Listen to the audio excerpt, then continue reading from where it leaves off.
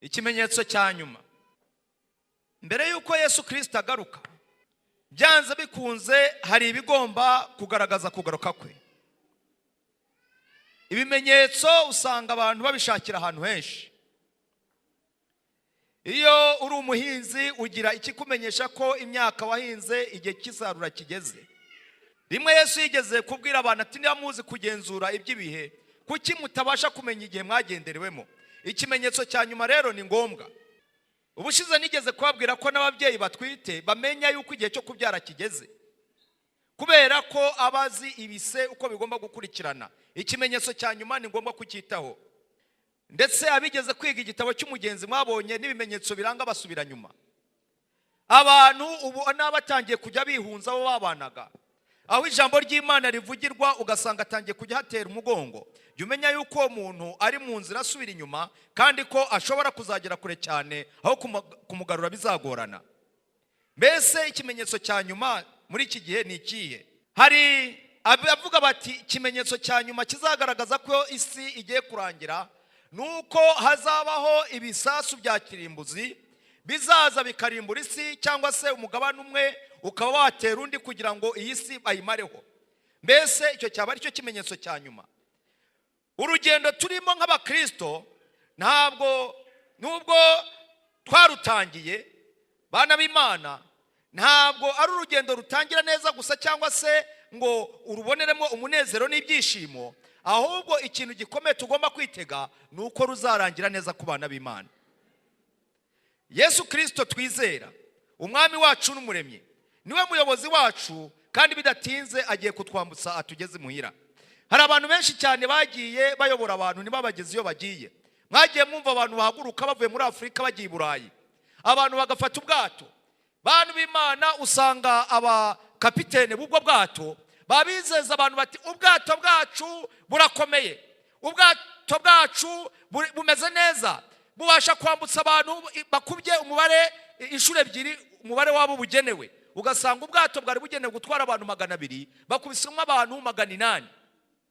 Ubwato bugenewe gutwara abantu 500 bagakubitamo abantu 1000. Bamwe bakajya hejuru, abandi bakajya hasi, abandi bagahekerana bati ni muhumure, twebwe dufite amajakete mwambara ku buryo niyo mwagera mu nyanja hagati ubwato bukagira ikibazo ntawe uzagira icyaba. Ariko mbabaze, mbese abashaka kujya i Burayi bahungirayo bagwa mu nyanja cyangwa ntibagwamo? Bagwamo. Imibare n'imibare, n'uyu mwaka baguyemo benshi ndetse bamaze kurenga 1000 baguyemo bari guhunga inzara n'ibibazo biri muri Afurika, bakanyura mu ihembe rya Afurika bahunga bagira ngo batungukireyo. Ariko ndagira mbabwire, ntabwo Yesu Kristo we azadutakariza mu nzira. Abana b'Imana tugiye gutaha iwacu, ntabwo azatuzimiza rwose, kandi ibyo ngibyo biraturuka ku bantu bazabyiyemeza. Ntabwo aho Kristo yasezeranye azajyana abana be ari hariya ku zuba cyangwa se ku kwezi, ntabwo ari mu nyenyeri, ahubwo ni hirya y'ibyo ngibyo. Kandi hari ikimenyetso tugomba kubona simusiga kitugaragariza yuko abana b'Imana bagiye gutaha. Mbese icyo kimenyetso ni ikihe? Nzi yuko umunsi umwe tuzakora urugendo rudasanzwe. Urwo rugendo ni urugendo tuzarenga ukwezi, tukarenga izuba, tukarenga ya mibumbe twumva ya za Jupiteri, tukarenga za Saturne, tukagenda. Ndewe ngo tuzagera no kuri wa mubumbe uboneka mu gitabo cy'inyandiko z'ibanze cyangwa se inyandiko za kera, aho umuja w'Imana yeretswe Henoki yagiye gusura, abona ibyaremwe ngo bitigeze bicumura, byambaye amakanzu meza, maze abaza ati aba bantu uko mbona bamwenyura banezerewe ibyabeza bite? Arangije arasobanura ati aba ntibigeze barya ku giti cyabuzanijwe. Aho naho tuzahanyura, tuzava ku mubumbe umwe tujye ku wundi, kandi urwo rugendo tuzarukora mu minsi 7. Haleluya. Ntabwo tuzaba turi kumwe n'abantu dusindagiza, ntabazaba batwaye utubando, ntabazaba bagendera mu tugari, ahubwo umuntu wese azafite amagara mazima. Bana b'Imana, icyo gihe rero ikimenyetso cyatwereka yuko icyo gihe kiri hafi ni ikihe? Tuzi yuko iwacu ntabwo ari inaha. Burya nubona igihe kigeze umuntu akakwirukana mu nzu, bibaho. Umuntu akavuga ati mvira mu nzu yanjye, ujye umubwira ati Yesu yaneguriye rutingiye. Yesu ati ngiye kubategurira hanyu, kandi aho ngaho ni heza cyane, ni hirya y'izuba. ni hirya y'ibicu, ni hirya y'ibicu. Ibindi byose ni ibyo munsi y'izuba, wa mugani wa musaza mpyisi. Ibindi byose bishira tubireba, ibindi byose bidushiriraho, ariko hirya aho ngaho niho ibyiringiro byacu biri. Imana ihimbazwe. Yesu Kristo twizera azagaruka, ariko si ikimenyetso, si musiga kizatwereka ko Kristo ari hafi kugaruka. Ni ikihe? Gahunda y'Imana mu heruka yahishuriwe mu ijambo ryayo. Niyo mpamvu turahamagarira buri muntu wese kugira ngo yite kuri iki gitabo. Nguru urwandiko rw'inzira, ngiyi busole igomba kwereka abantu icyerekezo cyaho bagana. Nta muntu wajya mu bwato, nta muntu wafata indege adafite busole imwereka aho agomba kwerekera. Ntibishoboka. Niba ugenda ukarya ukanywa ugahaha ugacuruza ukagira gute, ariko iri jambo utarigira mu bugingo bwawe, uriho mu isi ntacyo uri cyo, nta gaciro ufite rwose. Iri jambo Imana yahishuyemo gahunda yayo. Insanganyamatsiko shingira y'igitabo cy'ibyahishuwe nk'uko twagiye tubibona ni Yesu Kristo. Niwe wagaragaye mu itangiriro, nk'uko twabonye Yohana avuga ati mbere na mbere hariho nde? Jambo yahoranye n'iki? Kandi jambo yari iki? Yari Imana. Nuvuga ngo nta wundi uvugwa ni Yesu. Impamvu avugwa ni iyi, impamvu aratwa ni iyi, nuko ari we wemeye gutanga ubugingo bwe, nuko ari we wemeye kuvuga ati umuntu nubwo acumuye nzagira ne, nzamucungura. Yemeye kwitanga. Bityo rero wene mu itangiriro kwiza mu byahishuwe niwe twiga. Niyo mpamvu avuga ngo nige Alpha na Omega, itangiriro n'iherezo. Uyu rero niwe tuvuga. Mbese ikimenyetso cyo kugaruka kwe tuzakibona gite kandi simusiga? Ibyaje 14 umurongo wa 14. Mbona igicu cyera, no ku gicu mbona uwicayeho usa n'umwana w'umuntu. Iyo Bibiliya tubwira ngo usa n'umwana w'umuntu ni Yesu ubuvugwa.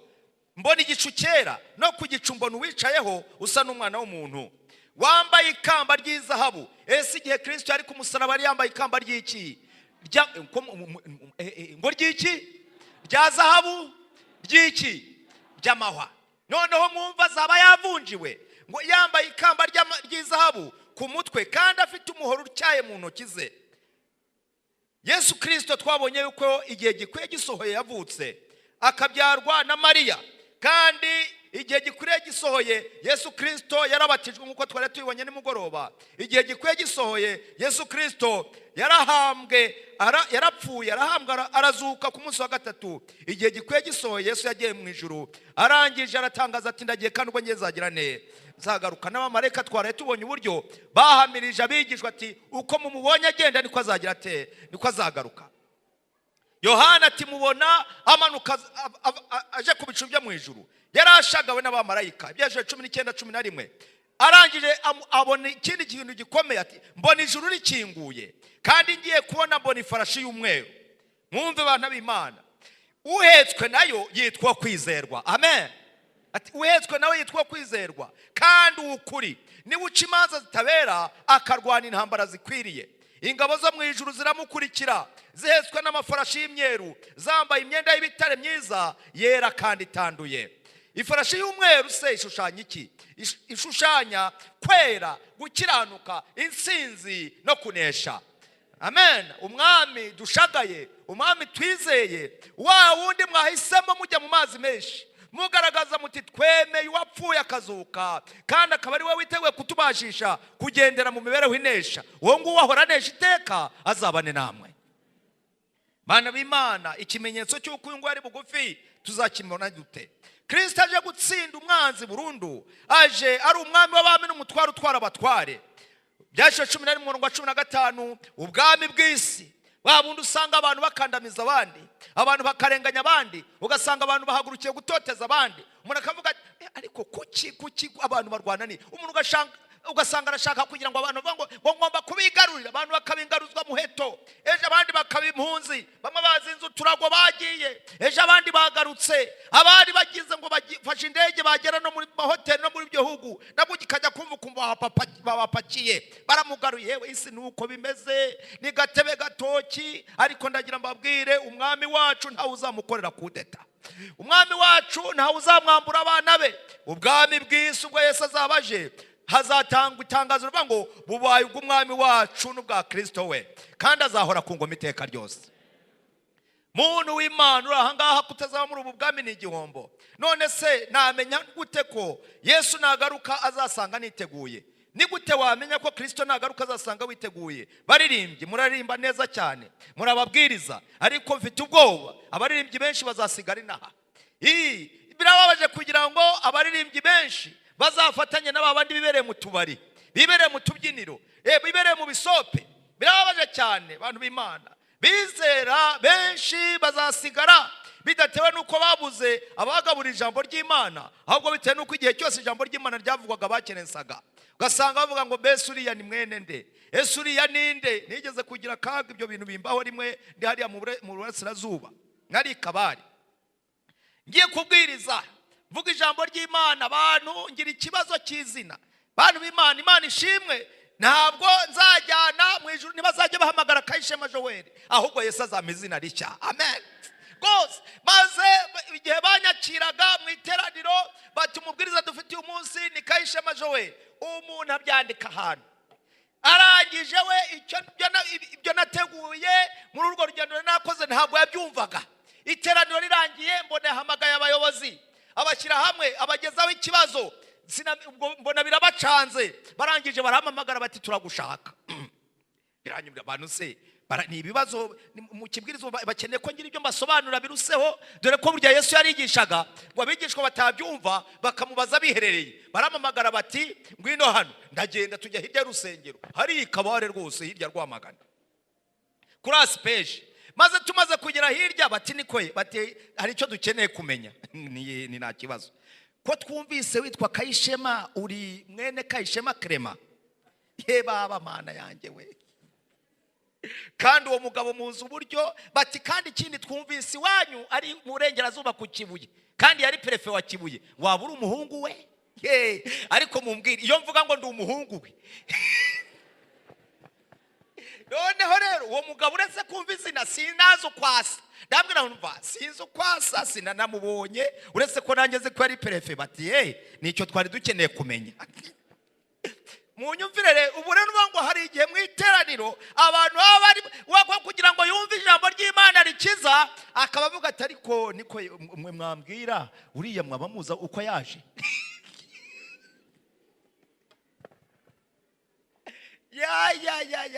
Ndagira mbabwire none wamenye ute? Namenyane ko Yesu Kristo nagaruka azasanga niteguye. Hari abantu babujije umwiteguro n'utwo tuntu, iwe akaba ari muri ibyo ari ibyo heramo buri munsi kuwundi ijoro kurindi yataha, aho kumera nk'abibereye ngo batahaga mu mutwe wabo harimo ijambo ry'Imana, bagiye gusuzuma mu byanditswe ngo barebe ko ibyo bigishirwa ari ukuri, ahubwo kugira ngo atahane icyo agataha ari muri za analize agenda asubiramo. Ariko buriya mwabonaga buriya mwabonaga biriya bintu byari bimeze bite?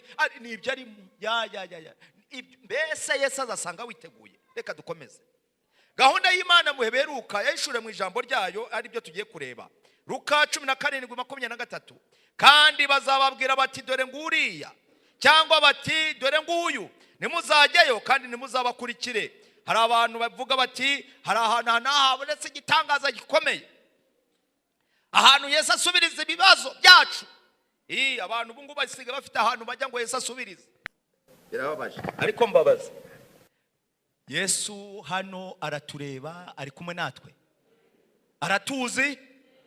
Uzi ko Imana, ijambo ry'Imana rimbwira Yesu ati aratuza za amazina twitwa nayo baduhimba, ayo batwita nayo arayazi. Ariko ugasanga umuntu ati yewe nge rero iwanjye mu rugo nasenze byanze, mu cyumba ndasenga ntibijyemo, ariko ngomba kujya kanyarira. Mujya muhumva ahantu hafite amazina nkaho nahandi ati aho ngaho abandi bajya ibyumba yo mu misozi, yewe hari n'abandi basigaye bajya hakurya ngiyo za Gishushu n'ahandi, niba ari Gishushu niba ni Masoro. Abantu bashakishije ahantu bajya bati tuzigaye tugira ntibijyemo. Ariko se numva ikituma iwawe usenga ni televiziyo ufite ubureba, mbese n'abana wabyaye ku buryo baba ikibazo ko wasenga Imana ntiyumve. None se ya Mana yanjye we, ndagira mabwire Imana dusenga ni Imana nzima. Amen. Ibera hose irahari.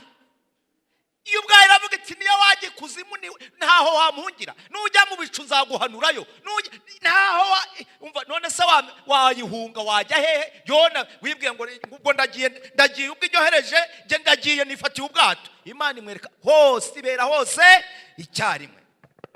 Yesu aravuga ati ntazagira ubabwira ngo umwana w'umuntu yaje ari mu butayu. Ubu ngubu abantu barakubita ingendo bakajya za Kibeho, yewe amahanga yose agahurura. Ariko ndagira mbwire, Yesu ntabwo azaza ngo atungukire Kibeho. Yesu ntabwo ari mu Mutara, ntabwo ari iburasirazuba. Oya, ahubwo Yesu naza, reka turareba ikimenyetso simusiga. Nta hazagira umuntu ababwira ngo ari mu mujyi n'uyu. Abantu bashobora gutega bakajya za Amerika, abandi bakavuga, muzi uko abantu batega bati tugiye gutera shitani amabuye, bafata igihe bakajya gutera shitani amabuye, baze yarangiza akavayo bavuga bati Maka, iyo bagiye Maka nicyo bagatera amabuye. Noneho kubera ko baba barayashatse ku bwinshi barayakubita, akaba nabo bayakubise bakagwayo kuko barayatera hakabwo barihushije, maze rigafata umuntu bajya kumva bati mu mutambagiro haguye magana ngahe. Abandi bavuye akaza ati rero ubu ngubu yewe shitani namusekuye. Barangiza bati rero ugomba kujya witwa hajya, ati ubu byahindutse. Abandi bakaba bahaje kubera yuko bagezeyo. Ariko ndagira mbabwire, twebwe iwacu ni mu ijuru, kandi urugamba turwana si urw'umubiri n'urw'umwuka. Uwo duhanganye nawe ntabwo ari agaragara mu buryo bw'umubiri, ahubwo yewe bana b'Imana, nk'uko umurabyo urabiriza mu ruhande rumwe rw'ijuru ukarabagiranira mu rundi, uko niko umwana w'umuntu azaba ku munsi we. Vango Yesu Kristo nagaruka, nta muntu uzagombera kwereka undi.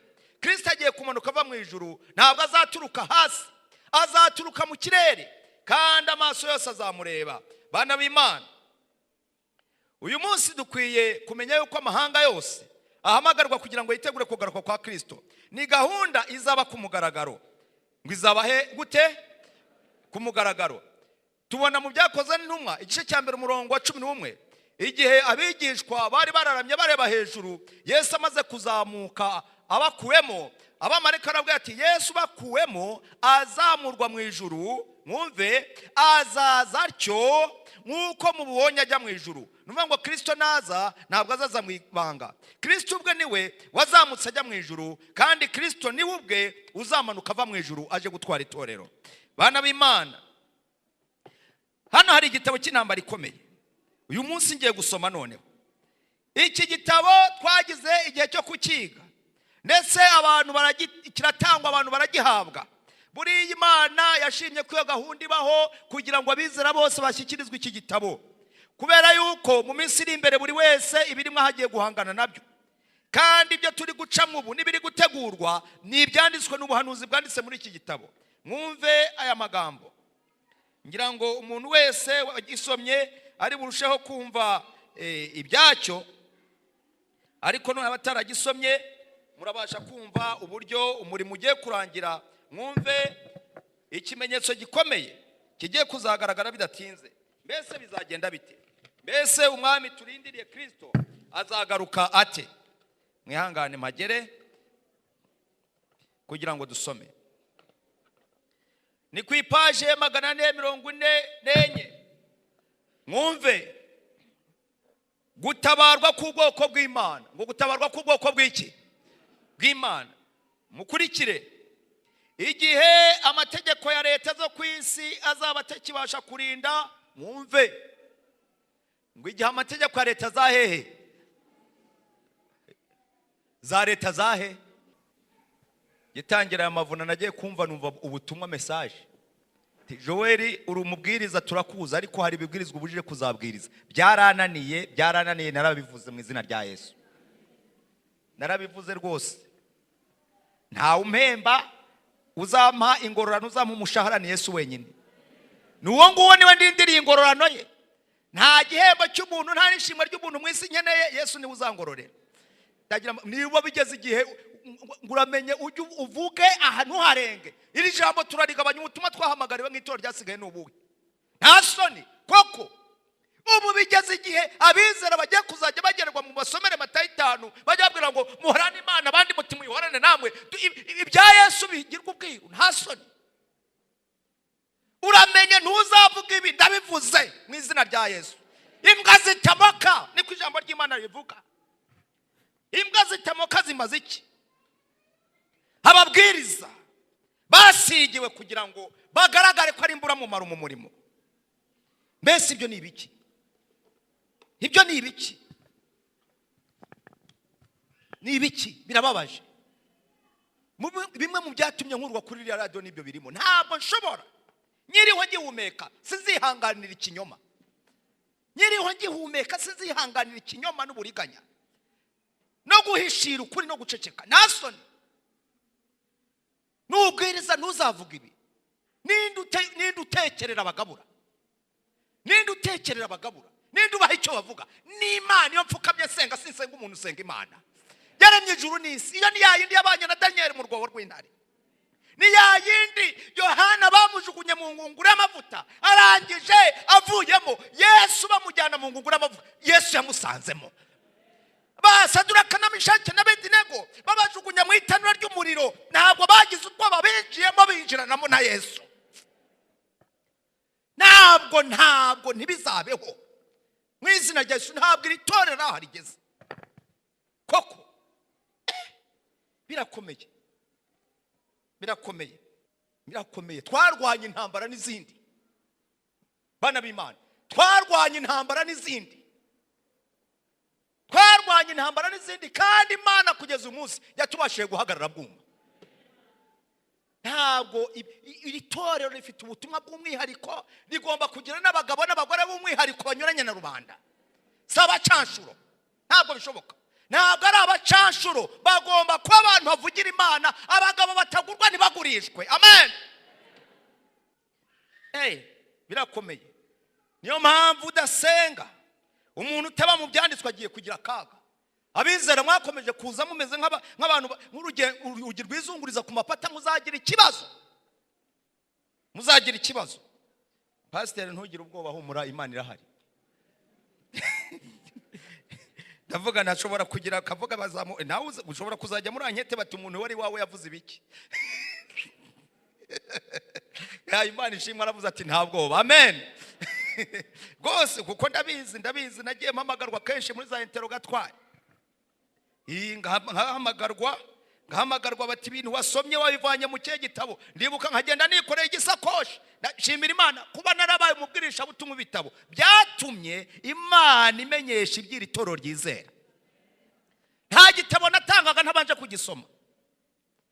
Byatumye menya mbese umudivanisi umunsi wa karindwi abaho ate, ni muntu ki, agomba kumera ate. Noneho ndibuka ko nabitegura kubatizwa hari ibyo navuzeho mbona bagize ikibazo cyane. Ese murabyibuka? Ibyo mvuga ni ukuri, murabyibuka? Bagize ibibazo, mbona ibibazo bitangiye kuzamuka. Ni muhumure, muracyaramizwa amata, buzageza igihe muhabwa ibyo kurya bikomeye. Amen. Bizera nimugire n'ikibazo. Harimo abashobora kureba atari ko se bari abantu buriya babatije bate, babatijwe kuko abangaba bameze nka ya nkone yahuriye n'umugaragu w'Imana mu nzira. Je sintuye inaha, duhuye ngenda, ibindi Uwiteka azabibigisha. Rwose nizera ko Imana nkorera izabafasha mukure mugere ku rugero rukwiriye. Igihe amategeko ya za leta z'isi azaba atakibasha kurinda abakomeza amategeko y'Imana, mu bice byose by'isi hazaba umuvurungano wo gushaka kurimbura ubwoko bw'Imana. Ibi bizaba nino bizahagera. Ubwo igihe cyagenwe n'itegeko teka kizaba cyegereje, abaturage bazagambana rwihishwa ngo babatsembe hakiri kare. Hazaba hagambiriwe ko mu ijoro rimwe gusa hazaba ubwicanyi buzaba butababarira n'umwe. Mukurikire page 444. Mukurikire ntimugire ngo twagiye kure y'ikigwa cyacu. Bamwe mu bantu b'Imana bazaba bafungiwe muri za kasho zicuza umwijima, abandi bazaba bihishe mu mashyamba no mu bihanamanga, bakomeje gutakambira Imana ngo ibarinde, mu gihe ku mpande zose z'isi abantu bitwaje intwaro z'intambara kandi bayobowe n'abamarayika ba Satani bazaba barimo kwitegura kwamarira kwicumu. Icyo gihe nibwo Imana ya Isirayeli izarogoye imigambi yabo. Amen. Nibwo izarogoye imigambi yabo. Nashimye Imana, nabonye mwene data Meshaki uraho. Yesu ashimwe. Ibyo navuze bimwe wabyumvaga kurusha abandi. Cyane. Ibyo navuze bimwe yabyumvaga, zintambara nagiye ndwaniza ari zuri arabizi. Imana iguhe umugisha. Abantu bitwaje intwaro z'intambara kandi bawe n'abamarayika ba Satani satani bazaba barimo kwitegura kubamarira ku icumu. Icyo gihe nibwo Imana ya Isirayeli izarogoye imigambi yabo, ikarengera ubwoko bwayo yatoranije. Amen. Turi abantu Imana yatoranije, abantu Imana yaronse. Amen. Yagize ite? Yaronse abatambyi b'ubwami ishyanga ryera. Uhoraho aravuga ati icyo gihe muzaririmba nk'abari mu gitaramo cy'umunsi mukuru, muzanezerwa nk'abayobora ijwi ry'umwirongi bagiye mu ngoro y'Uhoraho, muzanezerwa nk'abagana Imana urutare rwa Isirayeli. Ubwo Kristo azaba agarutse, mwumve, mu gicuku hagati paje 445 nibwo Imana izerekana imbaraga zayo zo kurokora ubwoko bwayo. Izuba rizarasa rimurikisha umucyo w'imbaraga zaryo. Ibimenyetso n'ibitangaza bizakomeza gusimburana vuba na vuba. Inkozi z'ibibi nizibibona ibibaye zizarushaho gukuka imitima no gutangara, nyamara intungane zo zizanezerwa. Amen. Zinezezwa n'ibyo bimenyetso byo gutabarwa kwabo. Ibyaremwe byose bizaba bimeze nk'ibyahagaritse gahunda bisanganywe. Imigezi yatembaga izahagarara, ibicu bya rukokoma kandi bicuza umwijima bizanyuranamo. Hagati mu kirere cy'ijuru gicuza umwijima hazaboneka umwanya urabagiranamo ikuzo ritarondoreka. Ahazumvikana ijwi ry'Imana rimeze nk'iry'amazi menshi asuma rigira riti karabaye. Ngo kagize gute? Karabaye. Iryo jwi rikivuga bizagenda bite? Ritegesa ijuru n'isi. Habaho umutingito ukomeye. Ngo habaho umutingito ugize ute? Ukomeye. Kuva abantu baba ku isi ntihigeze habaho umutingito w'isi ukaze nk'uwo. Ijuru rigaragara nk'iryikinga rikikingura. Vango igihe Yesu azabaje ajye ijuru rizamera nk'urugi kukingura ngo ubone nkuko wakingura uriya muryango, ubone ngo ririkinze ryongera ryikingure. Kandi niko imigezi ngo izaba yahagaze gahunda zose z'isi. Ntawe uzatega imodoka ngo byemere, ntawe uzajya gutega tagisi, ntawe uzajya gufata indege. Gahunda z'isi zose zagira gute? Zizahagarara. Bya bindi abantu bajyaga bakangisha bigagazamo, no, bizahagarara. Imana yacu ifite uburyo yagaragaje ibyayo, bizahagarara. Habaho gusuma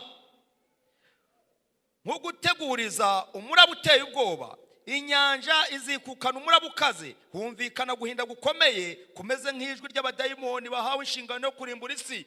Isi yose iradandabirana, yibira ikanuburuka nk'umuraba mu nyanja. Ubutaka bwayo bwiyasa imitutu, imfatiro z'isi ziranyeganyega, impinga z'imisozi zirarigita. Mwumve, ibirwa bituwe n'abantu birazika. Ibyambu byo ku nyanja byari byahindutse nka Sodomu kubera ubugome, bimirwa n'amazi yivumbagatanije. Babuloni ikomeye yibukwa imbere y'Imana. Babuloni ikomeye ngo yibukwa imbere y'iki? Babuloni rwa ruvangitirane rw'imyizerere n'inyigisho zipfuye yibukwa imbere y'Imana. Nkomeje hasi kwisubi yo hepfo ngo ibituro bizakinguka kandi benshi mu bapfuye bagahambwa bazazuka. Bamwe bazahabwa ubugingo buhoraho, abandi bazakorwa n'isoni. Mwumve abantu b'Imana, ikimenyetso cya kangahe? Cya kangahe? Ukomeje gusoma iki gice ubona uburyo harimo amagambo atangaje cyane. Hazumvikana imiborogo hirya no hino, abantu baboroga. Hazaboneka abana b'Imana ngo ikimenyetso gikomeye kizagaragara iburasirazuba. Muze gukomeza gusoma iki gice ndanga ko nabatinza. Ku ipaje 448 bidatinze iburasirazuba haboneka agacu gato kirabura kajya kungana na 1/2 cy'ikiganza cy'umuntu. Ako gacu kari kazengurutse umukiza kandi kasaga nagakikijwe n'umwijima impande zose. Ubwoko bw'Imana bumenya ko icyo ari ikimenyetso cy'umwana w'umuntu. Amen. Nwango abana b'Imana bazabona iburasirazuba, baboneyo ikimenyetso kibereka ko Yesu agize ate aje. Kandi ibyo byose bizaba byabaye, bizaba ku isi yose iteraganwe kugira ngo abantu bose bamenye ko Yesu agize ate aje. Ndetse si ibyo gusa, ahubwo ukomeje gusoma ubona ngo ubwo bazitegereza bazajya kubona abana b'Imana mu gihe hazaba hariho ubugome, bamerewe nabi, batotezwa, bagirirwa nabi. Dukwiye gushima Imana. Amagambo mubyasho ngo abamareka baracyafatisha imiyaga. Numa mumbise ngo inama ngo isoza icyumweru cyiki. Babi batangarije muzi ibyo ari byose. Mu icyumweru cyiki cy'umudendezo. Numa ngo itorero ryacu kubera ko riba rifite uko rireba ubuhanuzi, rifite uko rireba ibintu uko bikorwa. Muri iryo habamo icyiciro cy'abashinzwe kurengera umudendezo w'abadivanisi umunsi wa karindwi, kugira ngo bavugane na za guverinoma zinyuranye, abantu bagerageze guhabwa uburenganzira bwo gusenga. Mu Rwanda tugira amahirwe, leta y'u Rwanda yageze igihe yemera binagirwa itegeko ko abadivanisi umunsi wa karindwi bemerewe gusenga ku isabato, umuganda bakawukora ku cyumweru. Ese niko bimeze? Ibyo rero abo bayobozi mu rwego rwa General Conference aba harimo abacamanza bize iby'amategeko n'abantu batandukanye. Iyo departement irahari, haba harimo abahoze mu nzego z'igisirikari ahantu hanyuranye. Abo ngabo bakagenda bafasha muri za leta zinyuranye mu isi. Babonye icyo kintu leta y'u Rwanda yakoze ku Rwanda ku badivanisti, baravuga bati inama ubundi izaberaga muri Amerika, baravuga ati inama y'uyu mwaka izabera mu Rwanda. Amen. Nubwo buryo bazaza mu Rwanda. Noneho umunsi iyo nama izabisozwa hakazaba igiterane gihuje abadivanisi umunsi wa karindwi mu mujyi wa Kigali. Ese dukwiye gushima Imana. Ariko ibyo ntabwo bizaramba. Ngo nibizagira gute? Ibyanditswe binyeretse ko bitazaramba. Uyu mudendezo ntabwo tuzawuhorana, igihe kizagera biveho.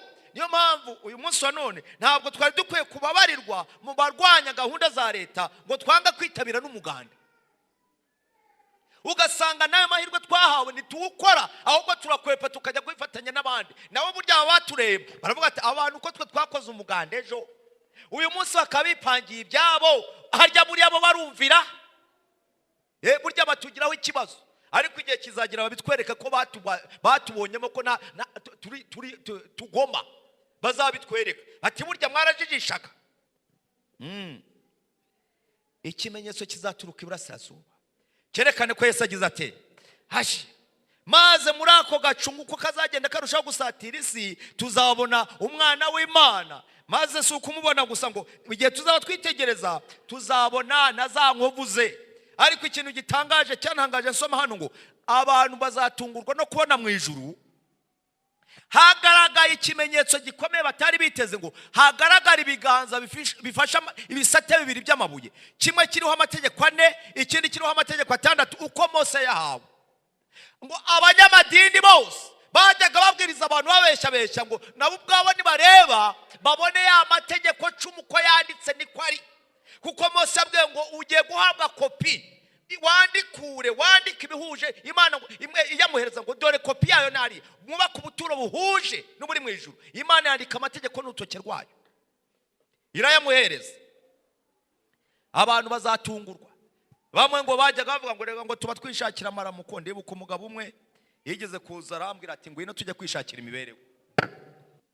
Yaraje arabatizwa, ari umugabo uzi gucuranga we, agafata korodeo yarayicurangaga mu iteraniro turirimba ukumva ye baba we, ukumva n'ubu ndamwibutse aririmba maze abyiza cyagatuza akagikurura maze tukumva turi guhimbaza twageze mu ijuru rwose.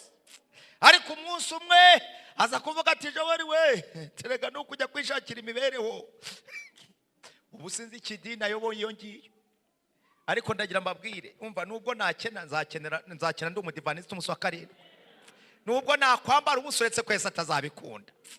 Nta muntu wamuvugiye, nta muntu wabanye nawe uzakorwa n'isoni. Amen rwose. Niyo mpamvu iyo uhisemo Yesu uhisemo neza.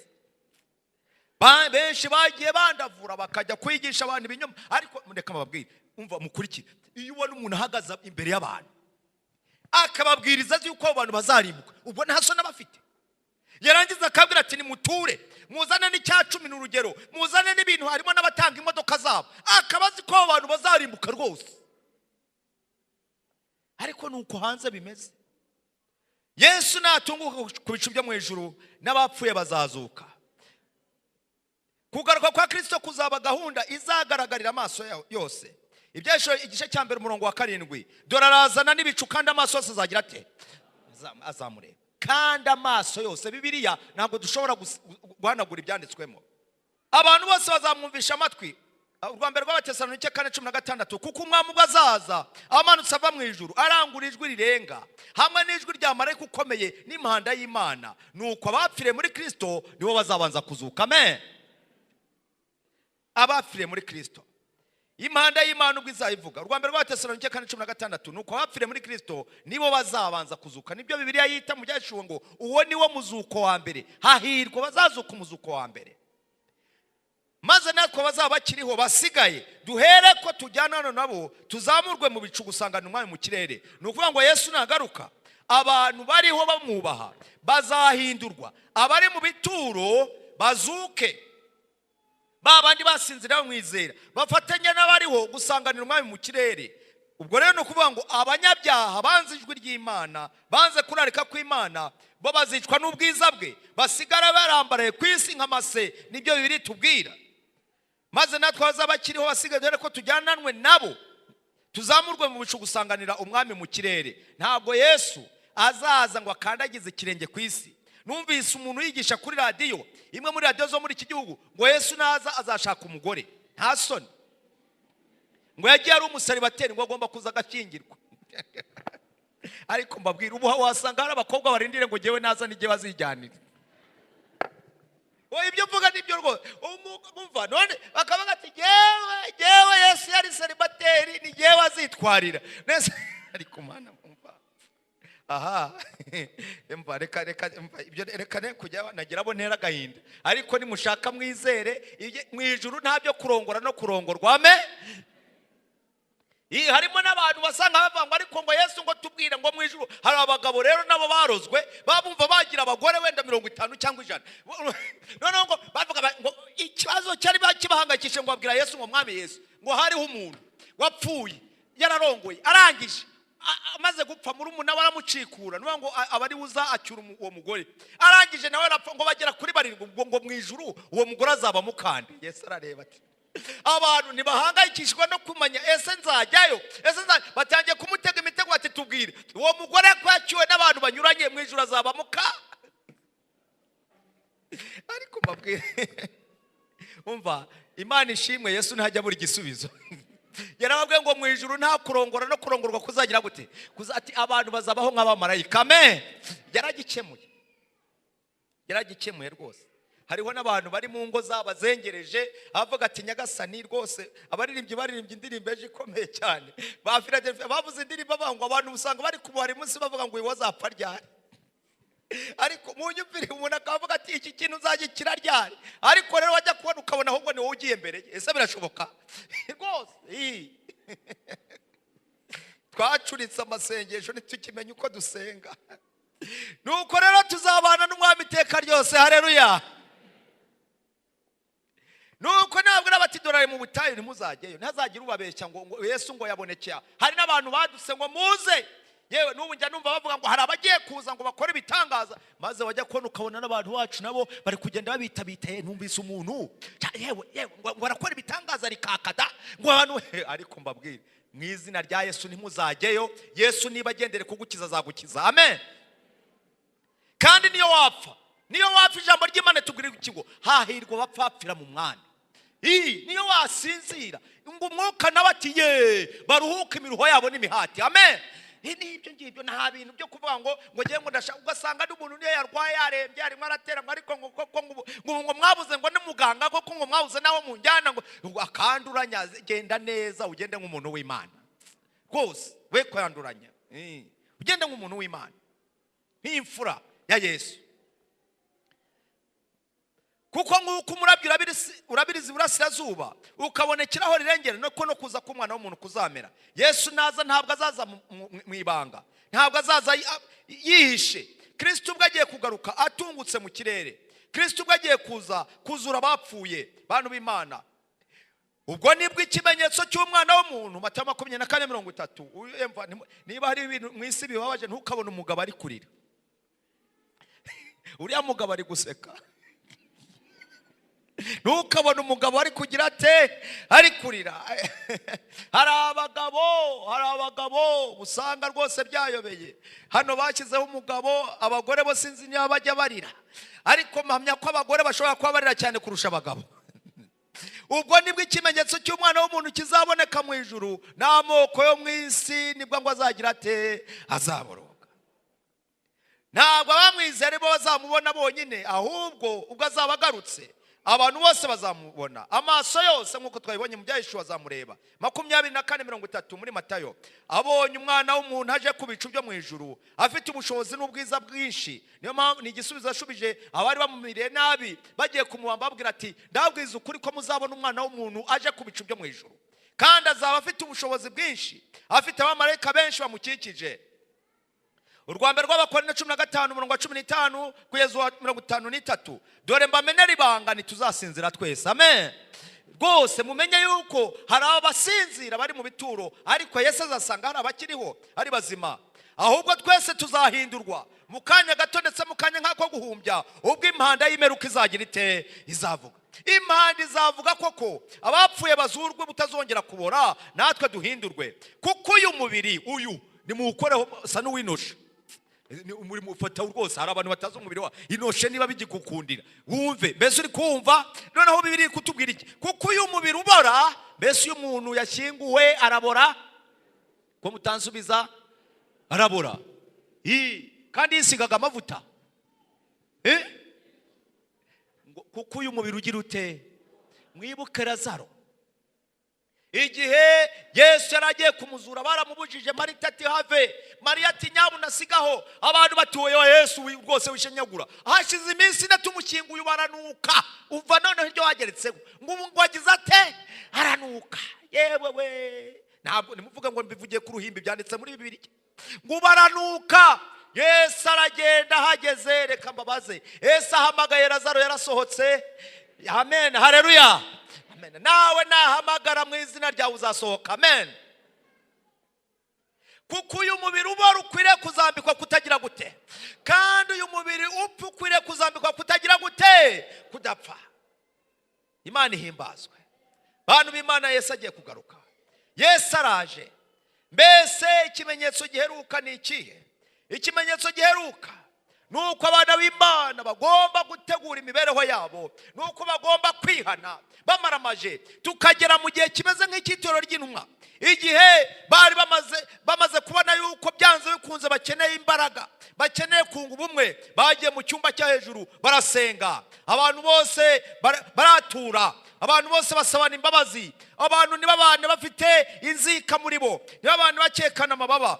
Maze mwumve abana b'Imana, abo nibo babasha kuba bavugira hamwe amagambo akomeye avuga ngo mwaba Imana ishobora byose, imirimo yawe irakomeye kandi iratangaje, mugabe w'amahanga, inzira zawe nizo gukiranuka n'ukuri. Amen.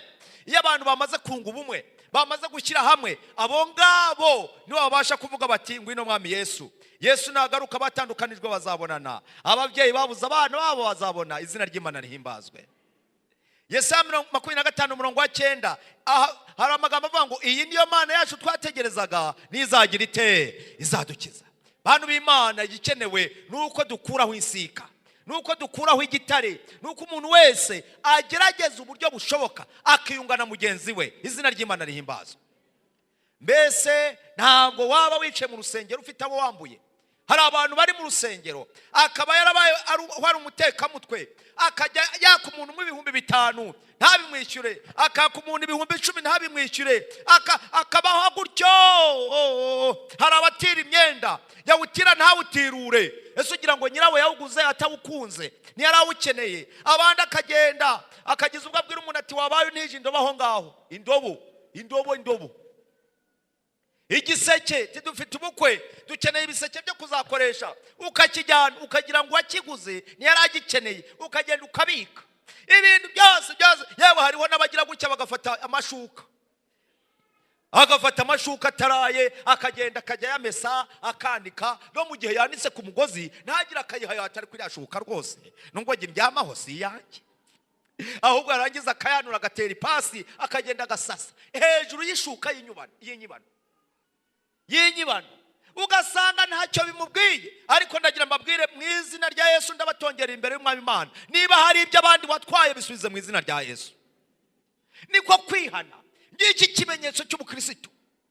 Niba hari uwo wahemukiye ukaramugira nabi, genda upfukamurira uborogo umusabe imbabazi mu izina rya Yesu, kandi wizere azaziguha. Mugira ngo ubukristo ni iki? Ni iki? Uyu ni wowe Uwiteka twategerezaga, tuzanezerwa twishimira agakiza ke. Dore none nicyo gihe cyo kwemererwamo, dore none niwo munsi wo gukirizwamo. Mu rwa Korinto 6:2. Iherezo ryacu ry'iteka ryose rigenwa n'amahitamo tugena uyu munsi. Ukuhitamo, mbese Yesu nagaruka bizagenda bite? Tugiye kugera ku musozo. Twabonye mu ntambara ikomeye, ndetse na Bibiliya bivuga ngo hazabaho igishitsi, isi teraganwe. Niko bimeze, nta muntu ushobora guhindura icyo Imana yavuze, niko bizaba. Abakiranutsi bapfuye bazazurwa, abakiranutsi bazaba bakiriho bazahindurwa, bambikwe kudapfa. Abanyabyaha bazaba bakiriho bazarimburwa, abakiranutsi bazasanganira Kristo mu kirere. Amen. Abakiranutsi bazajya mu ijuru. Ibyo kujyanwa mu ijuru mu ibanga, ibyo ngibyo rwose Bibiliya yabivugaho iki? Mateyo 24:36. Hari amatorero menshi abyigisha avuga ngo umwe ngo azajyanwa, ngo ndasigare, ngo bazumva telefone, ngo aro, ngo rega ngo bamaze kugenda. Munyumvire namwe, telefone ngo bazahamagara, mwabwira ngo rega ngo Kristo yatwaye umugeni we, ngo twe twasigaye. Ye baba we, abantu bagahangara bakabyigisha no kurihimba. Ariko uwo munsi nicyo gihe ntawe ubizi, naho abamarayika bo mu ijuru cyangwa umwana keretse data wenyine. Ariko mubimenye, iyo abanyurugo yaramenye igicuku umujura azaziramo, yabaye maso, ntiyamukundiye gucukura inzu ye. Yesu yabwiye abigishwa ati mube maso, mujye muba maso, muhore mwiteguye, kuko umunsi mudatekereza ari umwana w'umuntu azazamo. Yesu naza nk'umujura, abatuye isi ntibazaba babyiteze. Yesu azaza abantu batiteze ko agomba kugaruka. Kuko ndagira amabwire, munyumve neza rwose, mutava aha ngaha ariko munayanteye, ubwo cyaba ari igihe kigeze. Munayanteye cyaba ari igihe kigeze. Kigali iraryoshye cyangwa ntiryoshye? Ndashaka igisubizo. Abantu ko badasubiza ra. Umujyi wa Kigali uraryoshye cyangwa nturyoshye? Ariko mana umva rero, kubera ko mwanze gusubiza, ngiye gusaba bareba ahantu babajyana nko muri Ntuza harya Irukumberi, aba bantu wabimura. Uyu mujyi wa Kigali uraryoshye cyangwa nturyoshye?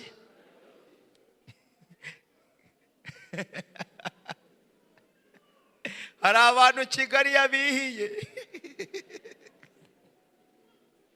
Yewe ariko mabwire, ndagira mbabwire mubimenye. Waba uri mu nzu y'amakaro, waba uri mu nzu isize irangi, waba ugenda mu modoka ihenze cyangwa ugenda n'igare, n'abanyonzi bari mu muhanda munyumve.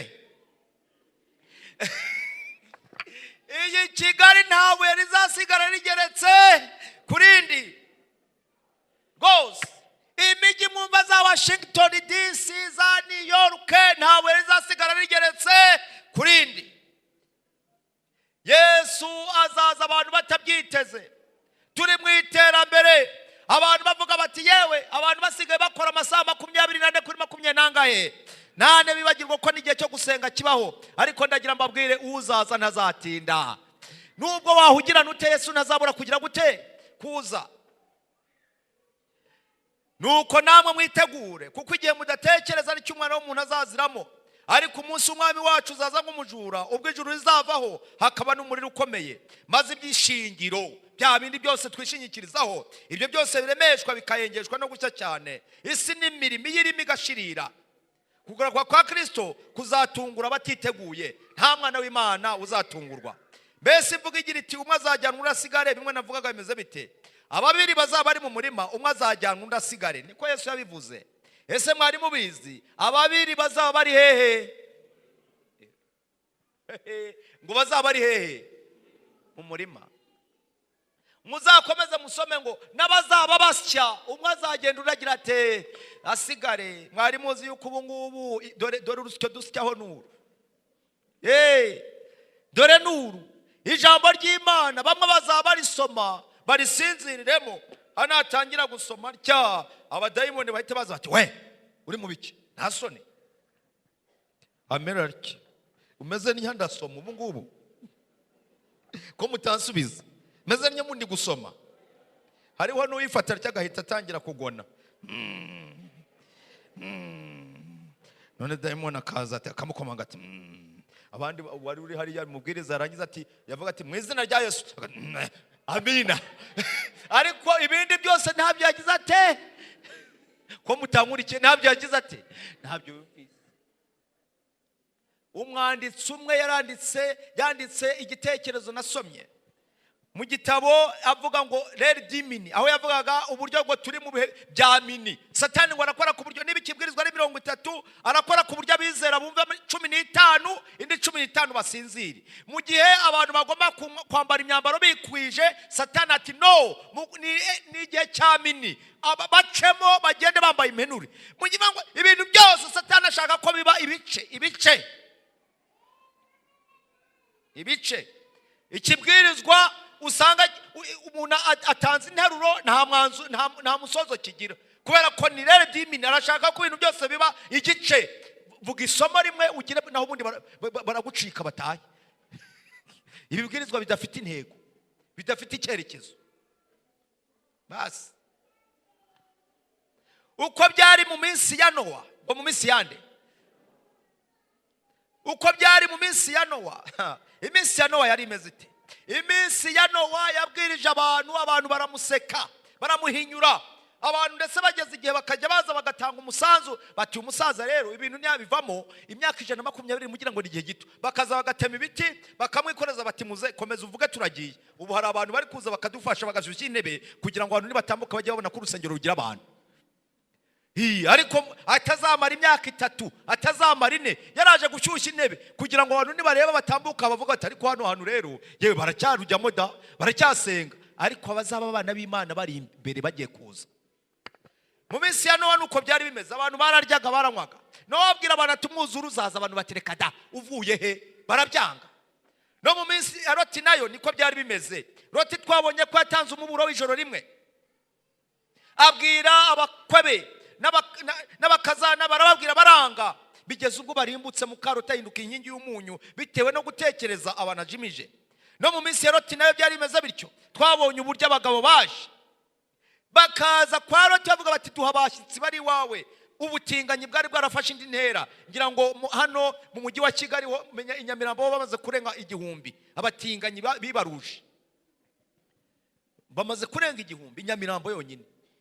Ubu bafite bije ikomeye, si wo honyine na hano hose barahari abatinganyi, aho abagore basigaye babana n'abandi bagore. Ngira ngo hambere mwigeze kumva n'uwaje w'umunyamerika kazi batangaza ngo yari kumwe n'umukunzi we ukagira ngo ni umugabo, yari umugore ngo umwe akaba yitwa umugore undi ari umugabo, kandi bombi ari abaki ari abagore. Ariko ukaba udashobora kubavuga ubatunze urutoki byakugwa nabi. Amatsinda zaba ari abiri. No mu gihe cya Loti yabashe kurokoka abandi bararimbuka, Nowa yararokotse abandi bararimbuka. Amatsinda abiri iteka niyo yagiye agaragara, rimwe rikarimbuka irindi rigakira. Ibyashoye 6 umurongo wa 15 kugeza 17. Abami bo mu isi n'abatware bakomeye n'abatware b'ingabo n'abatunzi n'abububasha n'imbata zose n'abumudendezo bose bihisha mu bavumo no mu bitare byo ku misozi, babwira imisozi n'ibitare bati nimutugweho. Ngo nimugire mute?